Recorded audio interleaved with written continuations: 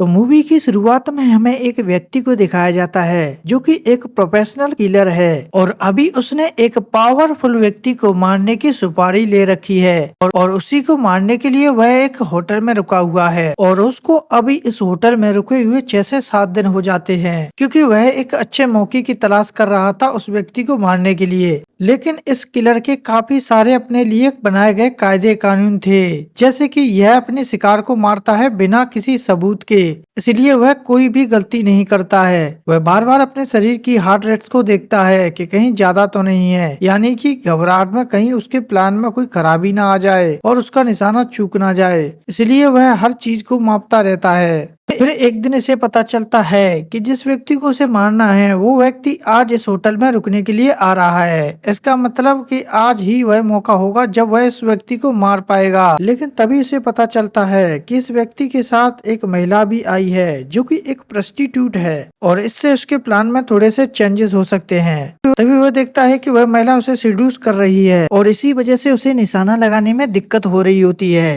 क्योंकि वह महिला बार बार गोली के सामने आ जाती है। और एक समय ऐसा आता है जब उसे निशाना लगाने के लिए परफेक्ट टाइम मिल जाता है और वह जैसे ही गोली चलाता है तभी अचानक पता नहीं कैसे वह महिला बीच में आ जाती है। ऐसा पहले कभी नहीं हुआ था इस किलर के साथ, क्योंकि आज पहली बार उसका निशाना चूका है। और जब वह महिला जमीन पर गिरती है तो उसकी आवाज सुनकर सिक्योरिटी तुरंत वहां आ जाती है और वो लोग इधर उधर देखने लगते हैं। अभी तक किलर समझ चुका था कि उसका प्लान फेल हो चुका है, इसलिए वह तुरंत अपना सारा सामान पैक करता है और बिना कुछ सबूत छोड़े वहां से निकलने लगता है। पहले वह बिल्डिंग से बहुत तेज स्पीड में उतरता है, लेकिन जैसे ही नीचे आता है नॉर्मल व्यक्ति की तरह चलने लगता है। फिर वह आसपास के माहौल का जायजा लेता है कि कहीं अभी तक किसी को पता तो नहीं चला। वह सब कुछ जब नॉर्मल पाता है तो एक स्कूटर उठाता है और वहां से निकलने लगता है। और जैसे ही वह निकलता है तभी तक पुलिस भी एक्टिव हो चुकी होती है, इसलिए वह शहर की सबसे सकरी गलियों से निकलने की कोशिश करता है और रास्ते में एक एक करके सारा सामान फेंकते जाता है जिससे कि पीछे के लिए कोई सबूत ना रहे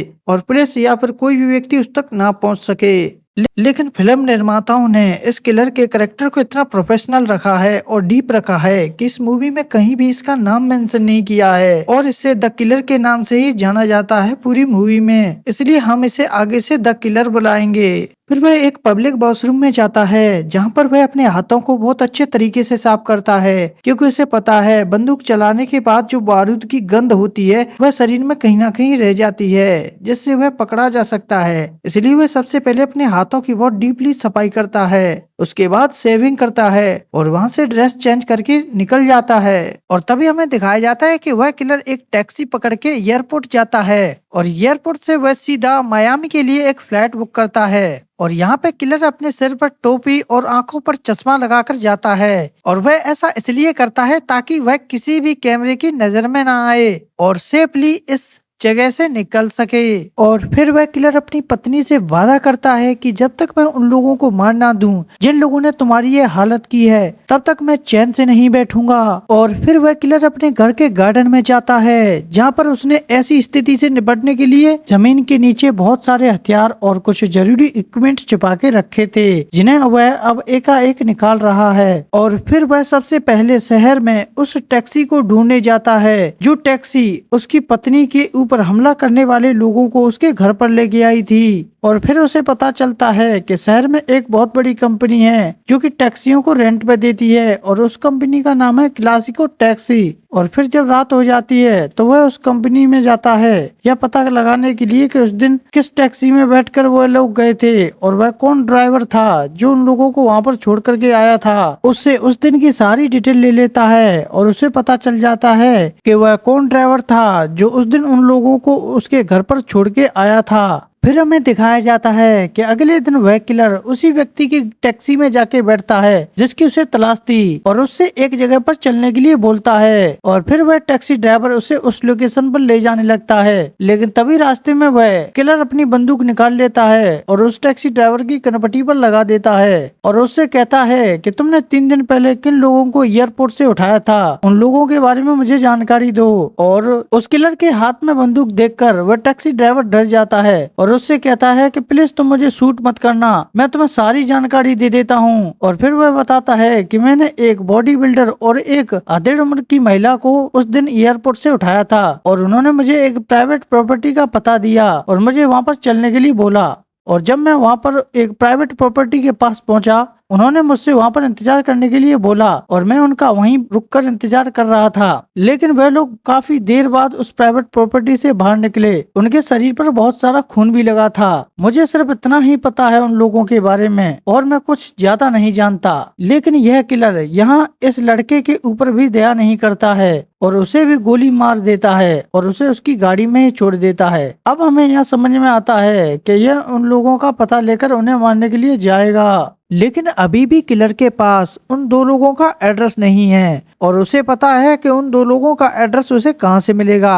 इसलिए वह अपने बॉस के घर जाता है जिसने कि उसे उस अमीर व्यक्ति को मारने की सुपारी दी थी शुरुआत में। उसके बॉस के ऑफिस की सिक्योरिटी काफी ज्यादा टाइट होती है, वहां पर ऐसे रैंडमली जाना आसान नहीं है। इसलिए वह उसके ऑफिस में एक सफाई कर्मचारी के रूप में जाता है और वह वहां देखता है कि एक डिलीवरी बॉय किसी का पार्सल डिलीवर करने के लिए आया है। और जैसे ही वह डिलीवरी बॉय उसके ऑफिस से बाहर आता है जैसे ही वह डिलीवरी बॉय उसके बॉस की ऑफिस से बाहर निकलता है, वह तुरंत अपना सफाई का सामान लेके उसके अंदर घुस जाता है और फिर अपने बॉस के पास पहुंच जाता है और फिर बॉस से कहता है कि तुमने ऐसा क्यों किया।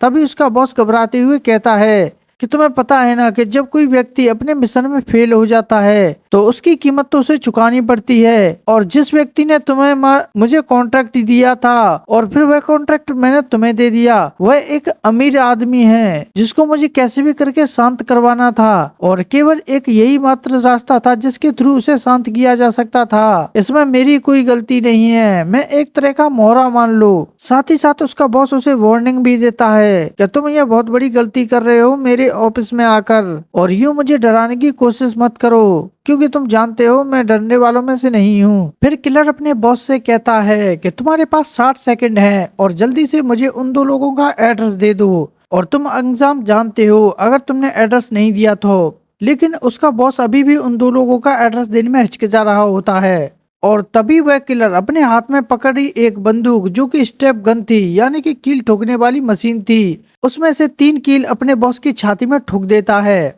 जिससे कि उससे बॉस की तुरंत वहीं पर डेथ हो जाती है। और फिर वह किलर उसकी सिक्योरिटी के पास जाता है और उससे कहता है कि मैं तुम्हारी जान बख्श दूंगा अगर तुम उन दो लोगों का एड्रेस दे दो। और फिर किलर उस सेक्रेटरी से उन दो लोगों का एड्रेस लेकर उसे भी ठिकाने लगा देता है और फिर वह सबसे पहले उस बॉडी बिल्डर के घर पर जाता है जिसने उसकी बीवी को बहुत मारा था। और फिर वह देखता है कि उस बॉडी बिल्डर के पास एक कुत्ता भी है और फिलहाल वह अपने 2 दोस्तों के साथ रहता है। वह बॉडी बिल्डर के घर को देखने के बाद 2-3 दिन रेगी करता है उसके घर की और फिर वह सारा मामला समझ जाता है कि उस बॉडी बिल्डर को कैसे टपकाना है। फिर एक दिन वह रात को मौका पाकर बॉडी बिल्डर के घर में घुस जाता है और धीरे धीरे घर में आगे बढ़ने लगता है। तभी वह बॉडी बिल्डर अचानक पीछे से आकर उस पर हमला कर देता है जिससे पता चलता है कि वह बॉडी बिल्डर भी एक प्रोफेशनल किलर है, लेकिन उतना नहीं जितना कि इस मूवी में दिखाया गया हमारा मोस्ट क्रिमिनल है। और उन दोनों के बीच में एक घमासान लड़ाई होने लगती है जिसमें कि वह बॉडी बिल्डर किलर के ऊपर हावी हो रहा होता है। वह बॉडी बिल्डर इस किलर को बहुत बुरी तरीके से मारता है लेकिन अंत में यह किलर उस बॉडी बिल्डर को भी मार देता है और घर में से सारे सबूत मिटाने के लिहाज से सारे घर में आग लगा देता है। और फिर वह जाता है अपने अगले शिकार की तरफ जो कि वह एक महिला थी। अभी किलर को पता चलता है कि वह महिला खाना खाने के लिए एक रेस्टोरेंट में जा रही है और वह किलर उस महिला का पीछा करता है। लेकिन रास्ते में ही किलर को उस महिला को मारने का मौका मिलता है लेकिन वह उस पर गोली नहीं चलाता है और उसका पीछा करते हुए रेस्टोरेंट के अंदर चला जाता है। जब महिला अपना खाना खा रही होती है तभी वह उसकी सीट पर आगे जाके बैठ जाता है और वह महिला समझ जाती है कि यही द किलर है जो कि उसे मारने के लिए आया है। और महिला कहती है कि मुझे पता है कि आज मेरा अंतिम दिन है इसलिए मैं इसे इसी तरीके से सेलिब्रेट करना चाहूंगी। क्या तुम मेरे साथ डिनर करोगे? इस पर किलर कोई जवाब नहीं देता है और वह महिला अकेले डिनर करने लगती है। फिर वह किलर से कहती है कि तुम मुझे मारना चाहते हो तो यहाँ से थोड़ा दूर मारना, क्योंकि तुम्हें भागने में कोई परेशानी नहीं होगी। फिर वह उसे बाहर ले आती है जहाँ पर काफी सारी बर्फ गिरी होती है और इसकी वजह से वह महिला फिसल कर गिर जाती है। फिर वह किलर से कहती है कि क्या तुम मुझे खड़ा भी नहीं कर सकते, जिस पर किलर उसे खड़ा करने के बजाय एक गोली उसके सर में दे देता है, जिससे वह महिला वहीं खत्म हो जाती है। और फिर किलर सोचता है कि क्यों ना एक बार उस कॉन्ट्रैक्टर से भी मिला जाए जिसने उसे उस अमीर व्यक्ति को मारने की सुपारी दी थी। बेसिकली उसके बॉस को मारने की सुपारी दी थी और उसके बॉस ने सुपारी किलर को दी थी। और यह पता करने के लिए वह उस अमीर क्लाइंट के ऑफिस में जाता है जहाँ की सिक्योरिटी काफी ज्यादा टाइट होती है। इसलिए वह डुप्लीकेट चाबी बनाने वाली एक मशीन को बनाता है जिससे वह एक डुप्लीकेट चाबी बना लेता है और एक अच्छे मौके की तलाश करने लगता है जबकि सिक्योरिटी टाइट ना हो और वह उस अमीर क्लाइंट के घर में एंट्री पा सके।